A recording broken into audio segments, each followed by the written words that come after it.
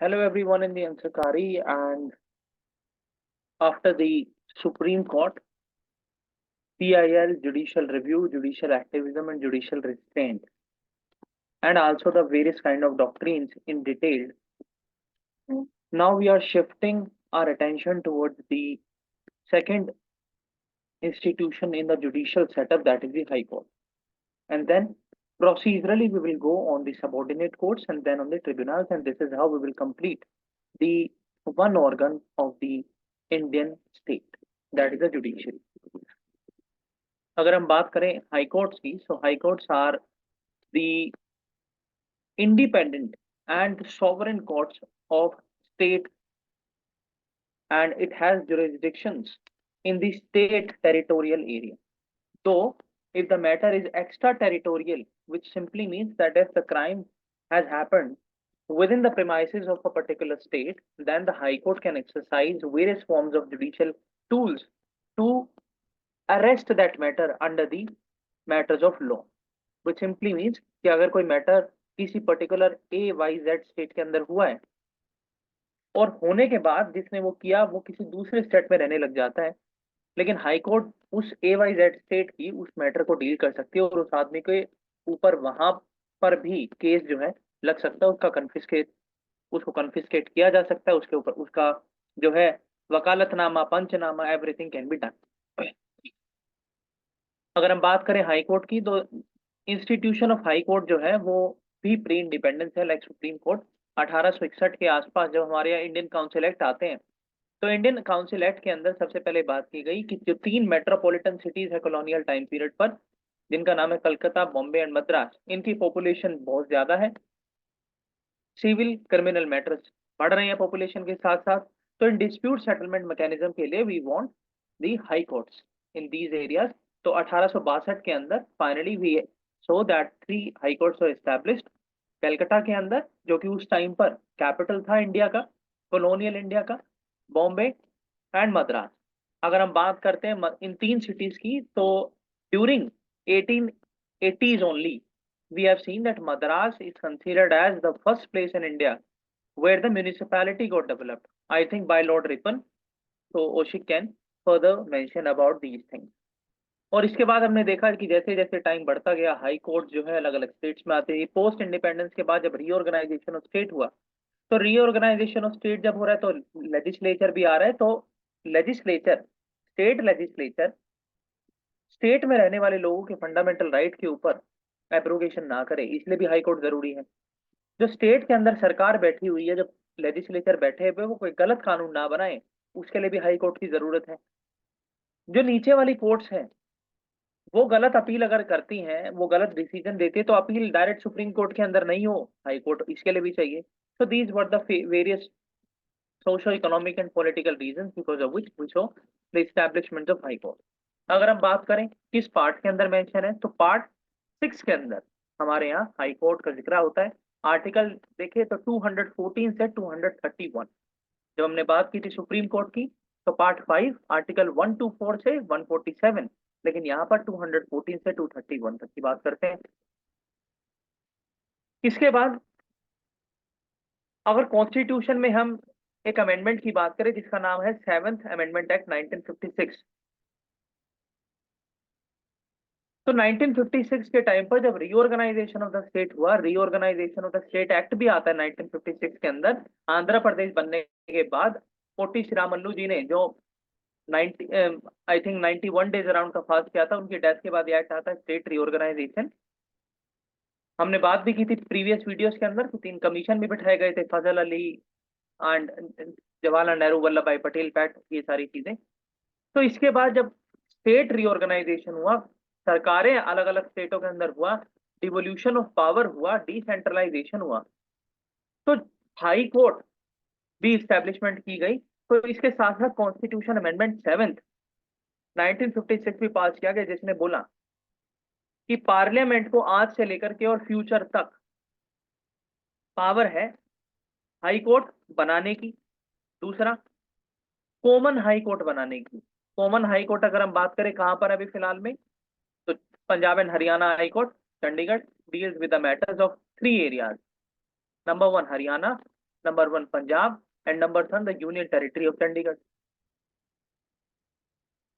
इसके अलावा पार्लियामेंट के पास पावर है किन्हीं दो स्टेट्स का जुरिस्डिक्शन किसी एक हाई कोर्ट में देने के लिए, दो से ज्यादा का देने के लिए, किसी यूटी का और किसी स्टेट का देने के लिए।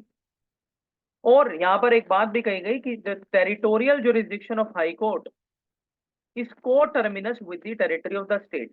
यानी आमतौर पर जब आप देखेंगे तो हाई कोर्ट का जितनी जुरिस्डिक्शन होगा वो स्टेट की टेरिटरी तक सीमित होना चाहिए।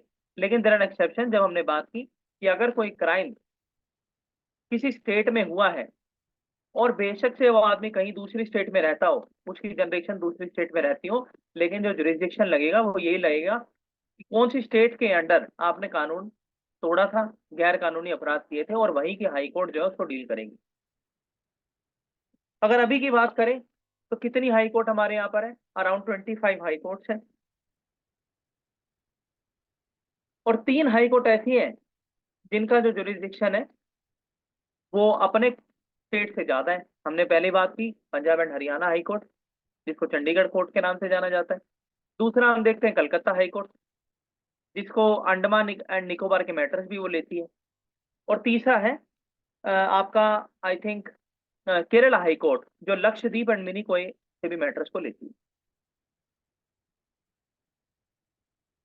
और पार्लियामेंट के पास एक पावर भी जो है वो दी गई है कि पार्लियामेंट हाई कोर्ट का जुरिस्डिक्शन जो है वो किसी यूनियन टेरिटरी के ऊपर किसी भी टाइम ले भी सकती है और दे भी सकती है। यानी अगर कल को चाहे कि Punjab and Haryana high court located in Chandigarh, उसका जो जुरिस्डिक्शन है वो 3 जगह पर है, लेकिन उसका जो है हरियाणा से छीन लिया जाए, हरियाणा में आप जो है पंचकुला में नई हाई कोर्ट बनाइए, तो ऐसा पार्लियामेंट कर सकती है। पंचकुला में क्यों बनाए? क्योंकि पंचकुला इज द एडमिनिस्ट्रेटिव, आप बोल सकते हैं administrative hotspot of the Haryana. Then इसके अलावा अगर हम देखें तो हाई कोर्ट रिकॉर्ड से पहले हम कुछ और चीज जान लेते हैं कि इसका प्रोसीजरल एस्पेक्ट क्या है। तो सबसे पहले हाई कोर्ट के अंदर कितने जज बैठते हैं? हाई कोर्ट के अंदर एक चीफ जस्टिस होते हैं और कितने भी जज हो सकते हैं, प्रेसिडेंट जो है टाइम टू टाइम अपॉइंट करे, एक करे, दो करे, 3 करे, as far as the work load is concern. और कॉन्स्टिट्यूशन ने कुछ भी नहीं बोला है कि हाई कोर्ट की स्ट्रेंथ क्या होगी, जैसे सुप्रीम कोर्ट के लिए उन्होंने कुछ नहीं बोला, और यहाँ पर सिर्फ प्रेसिडेंट का डिस्क्रिशन होता है। But if a question comes in the prelims that it is the president discretionary power which he only takes while deciding the number of judges in both the Supreme Court and High Court। तो बताइए मानसी, इसमें answer क्या होगा? ये correct statement है या गलत statement है? गलत होगा। क्या, क्यों? मतलब only one single individual decision नहीं ले सकते ना, आपने ये बोला ना, जो हाई कोर्ट के चीफ जस्टिस है वो डिसाइड करेंगे। नहीं नहीं नहीं नहीं, यहाँ मानसी अपॉइंटमेंट की बात नहीं, मैंने तो बोला नंबर बढ़ाने की बात। जजिस के जो नंबर बढ़ा दो आप, यानी अभी हाँ तो एक वो सीट भी है सिंगल, हाँ सिंगल हैंडेडली एक सिंगल इंडिविजुअल डिसाइड नहीं कर सकते। तो कौन होगा बताइए? नहीं, वो मेरे को एग्जैक्ट श्योरिटी नहीं है। तो देखो, तो जब मैं बोल रहा हूँ कि नंबर बढ़ाना है तो उसमें प्रेसिडेंट का डिस्क्रिशनरी पावर है। तो प्रेसिडेंट का डिस्क्रिशनरी पावर का मतलब ये है कि जजिस का तो रोल कुछ है ही नहीं, जजिस कुछ नहीं कर सकते। Oshit, can you please stop the recording for 1 minute?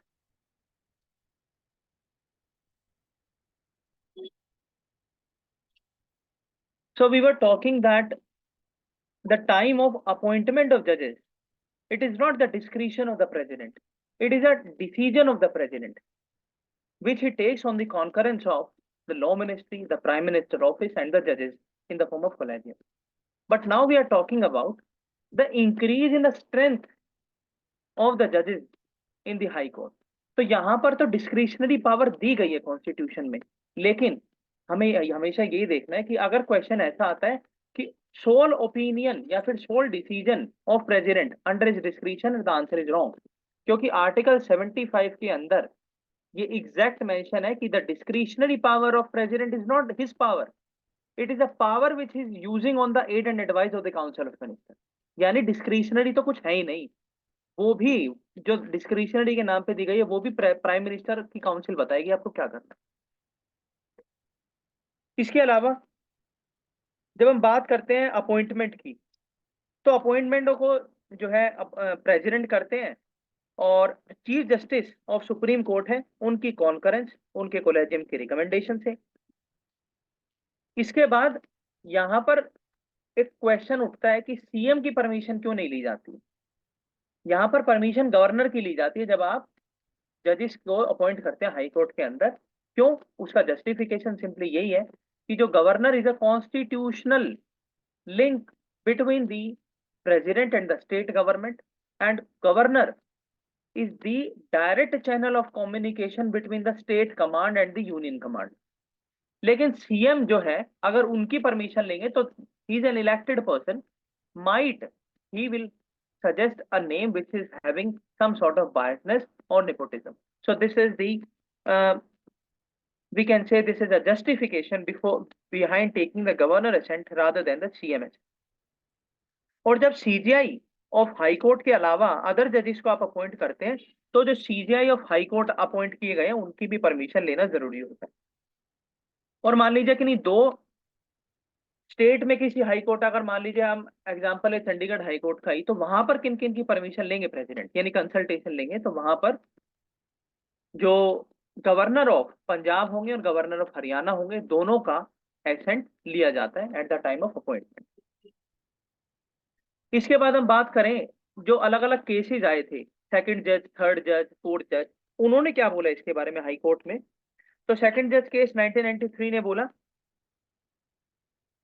कि किसी भी हाई कोर्ट के चीफ जस्टिस की या जज की अपॉइंटमेंट तब तक नहीं हो सकती जब तक सीजीआई कंफर्मिटी ना दे दे, यानी कोलेजियम जो है लेड बाय सीजीआई वो परमिशन ना दे दे, आप नहीं कर सकते हो। तो यहाँ पर देख सकते हैं कि independence of judiciary and uniformity application, how it is implemented in the judicial system. यानी जुडिशरी के अंदर आप हल्का सा भी इंटरफेयर अगर करते हो तो टॉप नॉच जो सीजीआई उनकी परमिशन तो मस्त है। इसके बाद थर्ड जज केस जो 1998 आया, उसने बोला कि जब आप अपॉइंटमेंट करते हो हाई कोर्ट जजेस की, तो सीजीआई जो है उसकी कंफर्मिटी तो चाहिए ही चाहिए, लेकिन कोलेजियम का भी यूनैनिमस डिसीजन होना चाहिए। सीजीआई खाली नहीं कह सकते, क्योंकि निपोटिज्म का चांस तो वहां भी है। तो this is something about the high court appointment. और इसके अलावा अगर हम इन शॉर्ट बात करें कि क्वालिफिकेशन क्या होती है, तो यहाँ पर भी कॉन्स्टिट्यूशन शांत है, क्वालिफिकेशन नहीं बताई गई, सिर्फ तीन चीजें बोली कि भारतीय नागरिक हो, जुडिशियल ऑफिस इन्होंने हेल्ड किया हो 10 साल तक, यानी आप बेशक से डिस्ट्रिक्ट जज हैं लेकिन 10 साल के लिए आपको जज का एक्सपीरियंस होना चाहिए। और आप जो है एडवोकेट का भी एक्सपीरियंस 10 साल का मिनिमम होना चाहिए किसी हाई कोर्ट के अंदर। यानी जज तो आप डिस्ट्रिक्ट कोर्ट के भी हो सकते हैं, लेकिन आपको एडवोकेट तो हाई कोर्ट का होना कंपलसरी है, क्योंकि otherwise you will not be having the first hand experience as to how the high court operate. Oath और एफर्मेशन इनको कौन दिलाता है? सुप्रीम कोर्ट में प्रेसिडेंट साहब दिलाते हैं, यहाँ पर गवर्नर दिलाते हैं। क्या दिलाते हैं? तीन या चार चीज, तीन चीजें होती हैं। पहला, कॉन्स्टिट्यूशन में विश्वास रखिए, उसमें फेथ रखिए। दूसरा, कंट्री की सोवरेनिटी इंटेग्रिटी को मेंटेन करिए। और तीसरा, बिना डरे, बिना पार्टीशन इंटरेस्ट के, यानी विदाउट फियर और फेवर, विदाउट इल और will, you take the decision which is according to the constitution and uphold the constitution and the law. अगर हम इनकी सैलरी और अलावेंस की बात करें तो वो कौन डिसाइड करता है? Again parliament. क्यों? क्योंकि इनकी तो पेंशन भी कंसोलिडेटेड फंड ऑफ इंडिया से आती है, rather consolidated fund of state से। तो वोट नहीं हो सकता लोकसभा में भी, खाली डिस्कस की जा सकती है। और सैलरी अलावेंस बढ़ाई जा सकती है, काटी नहीं जा सकती, एक्सेप्ट कब? Financial emergency. जब आर्टिकल जो है 360 के अंदर ये मेंशन है कि हाई कोर्ट और सुप्रीम कोर्ट के जजेस की सैलरी भी, पेंशन भी रिड्यूस कर सकते हो जब फाइनेंस कमीशन लगाए। क्यों? क्योंकि कंसोलिडेटेड फंड के अंदर चार्ज है, और चार्ज है तो उसका बोझ कहीं ना कहीं आता है, तो उसको भी उठाकर फाइनेंशियल इमरजेंसी में यूज करने का प्रावधान है। अगर रिसेंट एग्जाम्पल कॉन्टेम्परेरी देखे तो कोविड टाइम पीरियड पर Delhi government provided the hotel facilities to the जजेस of the Delhi high court, जिनमें ये बोला गया by the CAG and by the other media association that what kind of preference the judges have been allocated by the current government of Delhi. And after that, the High Court judges themselves, the CGI of Delhi High Court, declared this move by the current government of Delhi as highly biased and highly inefficient as far as the sanctity of the court is concerned, because you cannot say that high court judges are above the law, high court judges are above the normal people of the country. Because in India we talk about the parliamentary sovereignty along with judicial sovereignty, where the must thing is popular sovereignty, that is people's wisdom. सामाजिक लोगों का कल्याण अगर आप करना चाहते हो तो ही sovereignty, उस सोवरेनिटी को ऊपर रखा गया है। कोई पार्लियामेंट ऊंची नहीं है, कोई जज ऊंचा नहीं है। इसके बाद अगर हम बात करते हैं टेन्योर रिमूवल की, तो देख लेते हैं यहां पर क्या लिखा हुआ है। पहले बात करते हैं हाई कोर्ट ऑफ रिकॉर्ड। तो आर्टिकल 215 कहता है इनके भी जो मामले होते हैं, वर्डिक्ट्स होती हैं, डिसीजंस होते हैं, उनको भी एविडेंटरी वैल्यू के लिए रखा जाता है, ताकि जो डिस्ट्रिक्ट कोर्ट्स हैं वो इनको स्टडी करें, एडवोकेट जो है इनका रेफरेंस देके केस लड़े, और कोर्ट का टाइम बचे। जो ऑलरेडी वर्डिक्ट दी गई है सेम मैटर्स के ऊपर, उसको कोर्ट किया जाए और उसके ब्याज पर डिसीजन सुनाए जाए। कॉन्स्टिट्यूशन ऑफ हाई कोर्ट, इसमें हमने देखा आर्टिकल 216 बताता है कि किस तरीके से प्रेसिडेंट जो है टाइम टू टाइम अपॉइंटमेंट करते हैं। तो यहाँ पर कॉन्स्टिट्यूशन संविधान नहीं है, यहाँ पर कॉन्स्टिट्यूशन का मतलब कॉम्पोजिशन है, यानी हाई कोर्ट के अंदर किस तरीके से जजेस का एलोकेशन होगा, कितनी उसकी स्ट्रेंथ होगी। Appointment and condition of office 217 article बताता है by warrant under hand and seal after consultation with CGI. तो इसका मतलब क्या है ओशिक, आप बताइए हमें, इसका मतलब क्या होता है warrant under his hand and seal?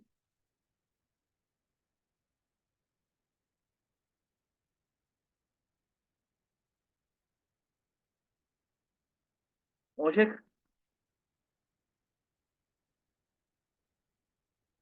Mansi आप बताओ। इसमें प्रेजेंट में warrant is hand and seal after consultation with CJI, मतलब जो पावर है to provide assent by the president, I think वही है, ऑन द बेसिस ऑफ जो उनकी ओथ है और जो कॉन्स्टिट्यूशनल प्रोविजंस उनको पावर प्रोवाइड करते हैं। तो देखो, warrant under hand and seal जब भी यूज होगा तो तीन चीजें ध्यान रखनी है। पहला, डिस्क्रिशनरी है। Warrant under his hand and seal यानी बहुत सारी इंडिया के अंदर ऐसी अपॉइंटमेंट होगी ऊंचे ऊंचे पोस्ट पर, जिनको कौन करेगा? प्राइम मिनिस्टर करेगा। जिनको कौन करेगा? अपॉइंटमेंट कमेटी ऑफ कैबिनेट करेगी। लेकिन कुछ ऐसी अपॉइंटमेंट हैं जिनको प्रेसिडेंट साहब करेंगे। तो उस अपॉइंटमेंट को कैटेगराइज करने के लिए इस प्रोविजन का नाम आया warrant under hand and seal of president. यानी ऐसी जो अपॉइंटमेंट प्रेसिडेंट को करनी है उसके ऊपर वो खुद साइन करेंगे, खुद साइन करके उसको सर्टिफाई करेंगे, जैसे स्पीकर मनी बिल को करता है कि ये अपॉइंटमेंट मैंने कर दी है, इसको मैंने अपॉइंट किया है तो मैं इसको हटाने की पावर रखता हूँ, कोई जज नहीं हटा सकता इसको, मैं ही हटाऊंगा इसको। दूसरा, इस पावर से ये सिग्निफाई होता है कि the head of the Republic कौन है? प्रेसिडेंट है। यानी कुछ ऐसी अपॉइंटमेंट है जो फेडरल सेटअप को मेंटेन करे हुए हैं, कुछ ऐसी अपॉइंटमेंट है जो कंट्री की पार्लियामेंट्री सेटअप को अपहोल्ड किए हुए हैं, उनकी अपॉइंटमेंट सिर्फ और सिर्फ प्रेसिडेंट ही कर सकते हैं, बाय साइनिंग, बाय सर्टिफाइंग कि मैं ही हूं जो करूंगा और कोई नहीं कर सकता। ऐसा किन किन के लिए होता है? सुप्रीम कोर्ट के जजेस के लिए। हटाते कैसे हैं? प्रेसिडेंट ही हटाते हैं। हाई कोर्ट के जजेस के लिए, कैग के लिए, यूपीएससी के चेयरमैन के लिए, इलेक्शन कमीशन के चेयरमैन के लिए। तो these are some areas where the hand and seal provision is clearly elaborated in the constitution. So I would request my friend Oshik to please be present and to have his critical inputs to make this session beautiful. Then appointment की हमने बात की कि क्या क्या होना चाहिए। 10 साल के लिए एडवोकेट होने चाहिए, 10 साल के लिए जज होने चाहिए। देन ओथ ऑन अफर्मेशन, इनको गवर्नर जी दिलाते हैं। Restriction on practice after being a permanent जज, now this application is also applied to the supreme court जजेस, कि आप जो है रिटायर होने के बाद जज का प्रोफेशन नहीं कर सकते हो, आप किसी भी कोर्ट के अंदर जाके जज नहीं बन सकते हो, unless and until you are called by the CGI on the basis of ad hoc basis in consultation by the President of India। इसमें हमने बात की तीन तरीके से होता है, permanent, ad hoc and temporary जजेस। देन सैलरी अलाउंसेस, ये भी हमने बात की। कंसोलिडेटेड फंड ऑफ इंडिया के अंदर मेंशन है और वहीं पर चार्ज एक्सपेंडिचर है। ना इससे पहले कि हम आगे बढ़ें कि कैसा मैटर आसपास में ट्रांसफर होता है, हम ये देख लेते हैं कि क्या टेन्योर है और किस तरीके से इनका हटाया जाने का प्रोसीजर। तो टेन्योर का मतलब है कि कितने पीरियड के लिए आए। तो कॉन्स्टिट्यूशन ने तो कोई सिक्योरिटी ऑफ टेन्योर इनको नहीं दिया है, क्योंकि जब कॉन्स्टिट्यूशन इनकी क्वालिफिकेशन ही नहीं बताई तो टेन्योर के ऊपर भी वो चुप रहा। कॉन्स्टिट्यूशन ने सिर्फ क्या कहा कि सुप्रीम कोर्ट के जजेस की मैक्सिमम टाइम पीरियड 65 साल, इनकी 62 साल। अगर कोई क्वेश्चन उठता है इनकी एज के ऊपर, इनकी अपॉइंटमेंट के ऊपर, तो कौन डिसाइड करेगा? सीजीआई ऑफ सुप्रीम कोर्ट, यानी चीफ जस्टिस ऑफ इंडिया और प्रेसिडेंट, ये दो ऐसे लोग हैं जो इस मैटर को डील करेंगे। क्योंकि जब हम देखते हैं कि प्रेसिडेंट और वाइस प्रेसिडेंट का इलेक्शन है, तो उसमें वो खुद तो बैठ नहीं सकते, उसमें सुप्रीम कोर्ट करती है। जब हम बात करते हैं गवर्नर और सीएम, तो उसमें हाई कोर्ट करती है।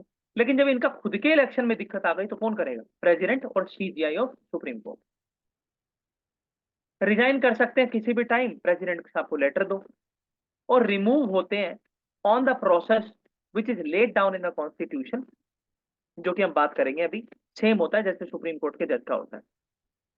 और वैकेशन कब आता है इनकी पोस्ट पर? जब ये ट्रांसफर कर दी जाते हैं किसी एक हाई कोर्ट से अनदर हाई कोर्ट में।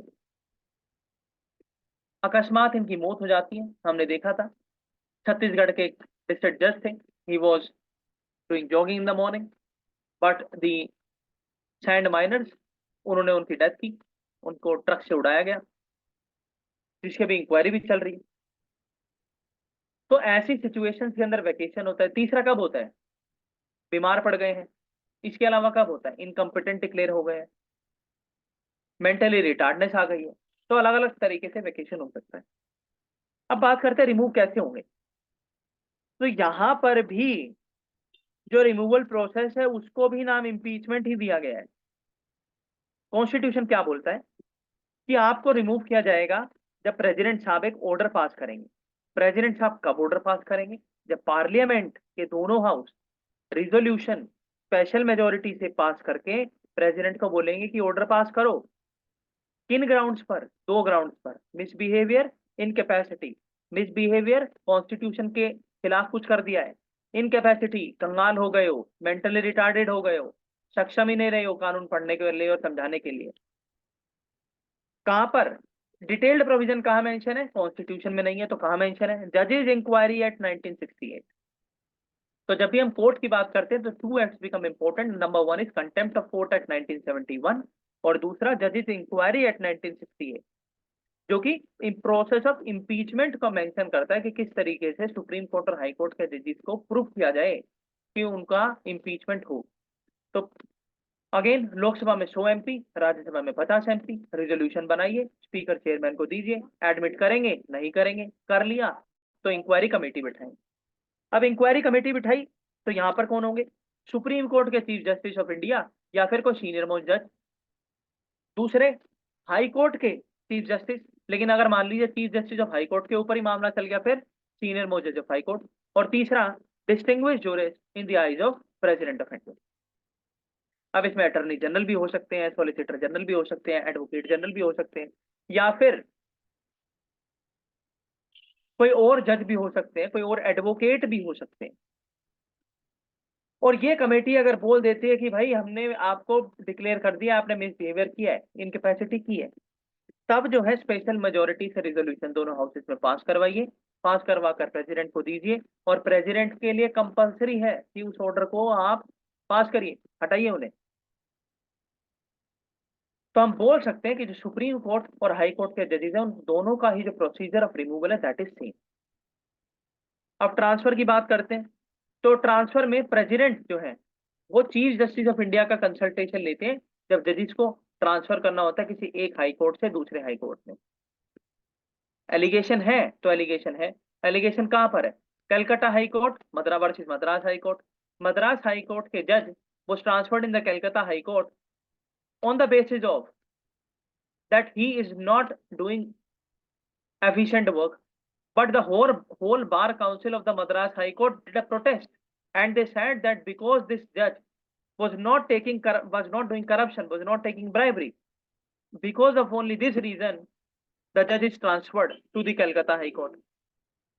तो when we are having such allegations, तो यहाँ पर हम देखते हैं कि कॉन्स्टिट्यूशनल 15th अमेंडमेंट एक्ट 1963, तो यहाँ पर जज of other high court in addition to salary compensatory allowance, तो ये तो कंपेंसेशन की बात है, लेकिन इससे पहले हम देख लेते हैं कि 1977 के अंदर जब सुप्रीम कोर्ट ने अपने ऊपर रूल किया, तो हाई कोर्ट के ऊपर भी रूल किया।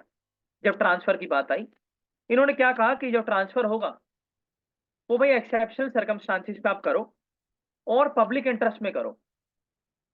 लेकिन जैसे हम देखते हैं कि बैंकिंग रेगुलेशंस के अंदर, जो बैंकिंग रेगुलेशन एक्ट 1949, जहां पर आरबीआई जो है मोरल सुएशन भी करता है और क्वांटिटेटिव बैन भी लगाता है, लिमिटेशंस भी लगाता है, बैंकिंग रेगुलेशन भी करता है, उसी तरीके से सुप्रीम को, और जब जो पीसीए नॉर्म्स है उनकी एलिगेशन होती है और कई बार डिस्क्रिशनरी मूव जो होता है आरबीआई का, उसका क्रिटिसाइज भी होना पड़ता है, तो इसी तरीके से जुडिशरी एस्पेक्ट में भी है कि आप जो है कई बार एज अ पनिशमेंट जज का ट्रांसफर कर देते हैं कि ये ढंग से काम नहीं कर रहे हैं, ये हमारी रिकमेंडेशंस को नहीं मान रहे हैं। तो साफ साफ बोला गया 1977 में कि आप जो है पनिशमेंट के बिहाफ पे जजेस के साथ ट्रांसफर नहीं कर सकते हो, क्योंकि उसका बहुत खर्चा आता है, बहुत उसके कॉम्प्लिकेशंस आते हैं। एक जज जो किसी कोर्ट के अंदर पिछले 10 साल से मैटर्स को डील कर रहा है, उसकी एक्सपर्टीज वहां पर है, आप एकदम से उसको उठा करके नागालैंड डाल रहे हो, नागालैंड वाले को यहाँ ला रहे हो, तो it will lead to distort, it will increase the pendency of the cases, it will increase the corruption, it will increase the mismanagement in the court। तो इसीलिए बोला गया कि आप एक्सेप्शनल मेजर्स लो, पनिशमेंट के तौर पर ना भेजो, पब्लिक इंटरेस्ट पर भेजो।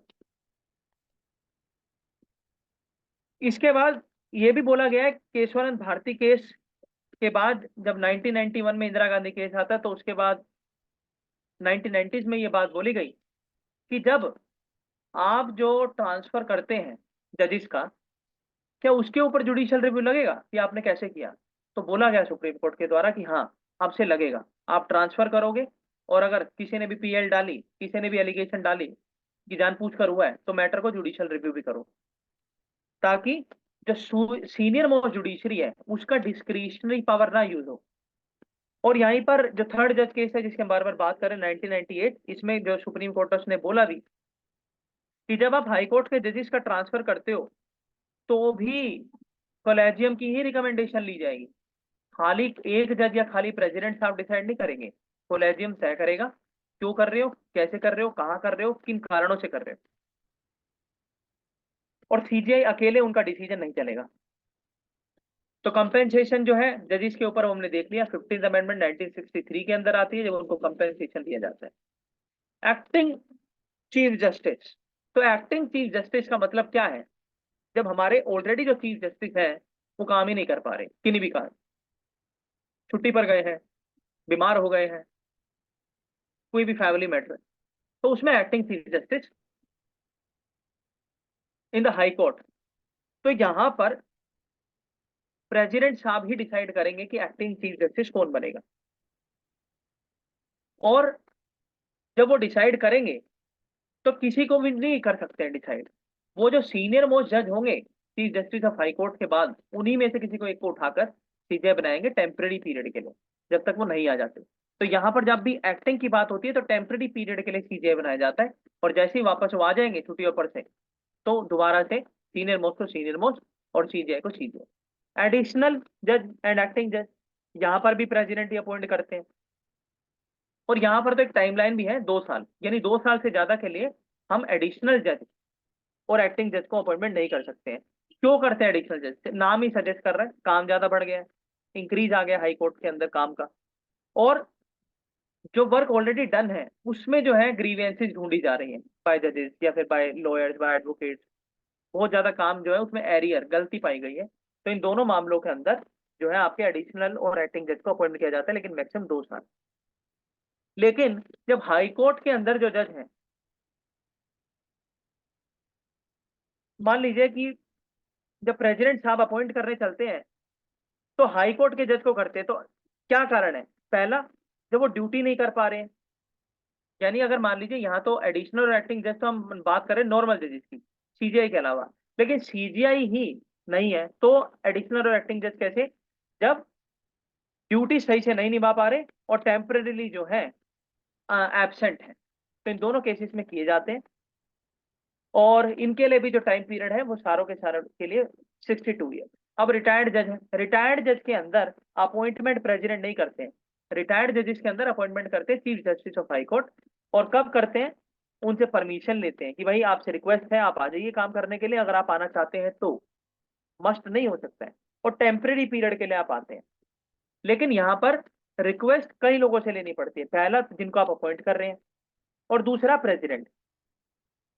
और जब आपको अपॉइंटमेंट कर दिया जाता है तो प्रेसिडेंट बताएंगे कि आपको क्या पेंशन दी जाएगी, आपको क्या पैसा दिया जाएगा, कितने घंटे आपने काम किया कैलकुलेट प्रेसिडेंट ऑफिस करेगा, कितने घंटों के हिसाब से कितना पे मिलना चाहिए, सारी चीजें प्रेसिडेंट ऑफिस तय करता है।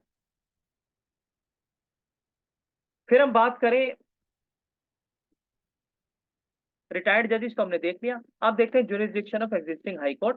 तो यहाँ पर हमने देखा है कि जो हाई कोर्ट का ज्यूरिसडिक्शन है वो अपनी टेरिटरी के अंदर जितनी भी बॉडीज होती हैं, चाहे वो रेगुलेटरी बॉडीज हो, चाहे वो एडमिनिस्ट्रेटिव एजेंसीज हो, चाहे वो एग्जीक्यूटिव बॉडीज हो, चाहे वो ट्रिब्यूनल्स हो, चाहे वो एडीआर हो, पंचायत हो, हर किसी के ऊपर जो है हाई कोर्ट का आदेश जो है पालन करना पड़ता है।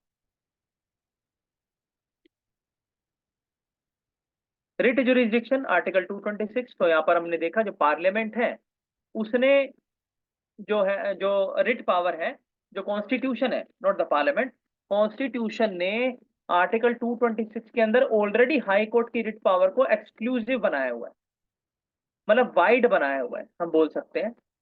क्योंकि जब हम सुप्रीम कोर्ट से कंपेयर करते हैं तो सुप्रीम कोर्ट की रिट अप्लाई तो हो जाती है इंडिया भर में, बाहर भी हो जाएगी, स्टेट और हाई कोर्ट की स्टेट में होगी, लेकिन सुप्रीम कोर्ट की रिट सिर्फ फंडामेंटल राइट को एक्सरसाइज करवा सकती है। दो parliament can any time enlarge the jurisdiction of the writ of the supreme court, but already the constitution has enlarged for the high court, यानी सिविल अपील, क्रिमिनल अपील, हर किसी पर आप जो है रिट लगा सकते हैं। और सुप्रीम कोर्ट को रिट के ऊपर डिस्क्रिशन नहीं है, लेकिन हाई कोर्ट को रिट के ऊपर डिस्क्रिशन है। क्यों? क्योंकि आर्टिकल 32 के अंदर आप आम आदमी जो कॉमन सिटीजन ऑफ इंडिया उसका हक है कि सुप्रीम कोर्ट डायरेक्टली भी जा सकते हो, लेकिन रिट जुरिसडिक्शन के अंदर हाई कोर्ट कह सकते हैं कि डिस्ट्रिक्ट कोर्ट से परमिशन लेकर आइए तब बात करिएगा।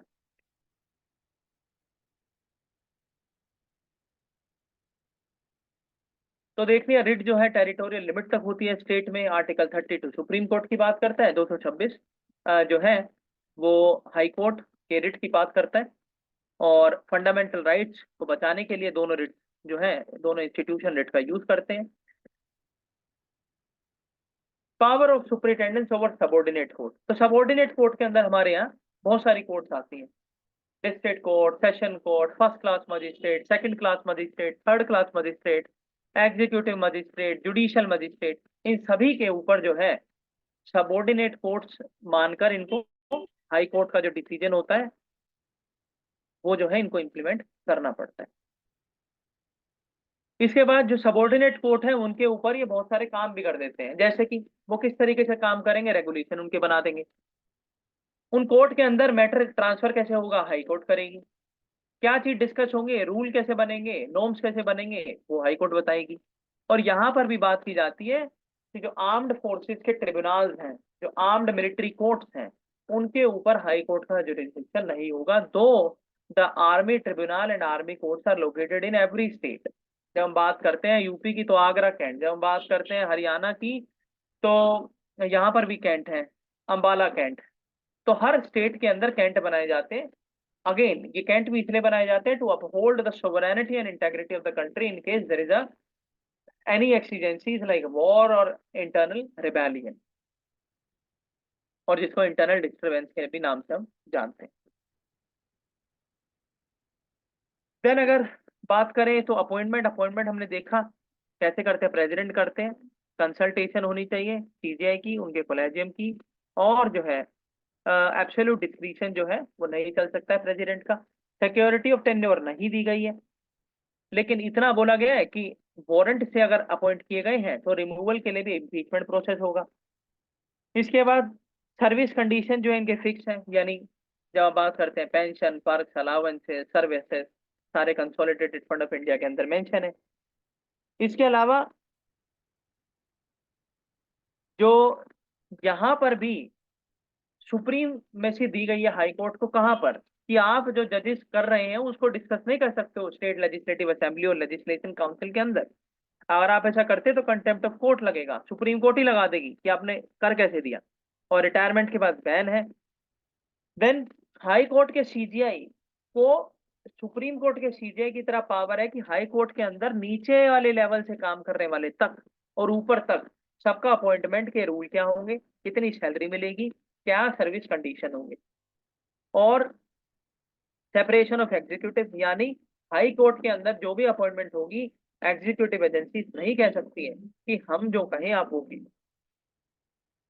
So today we are ending here, and from tomorrow onwards we will cover the next of the topics. So thank you so much and keep watching Answer Time.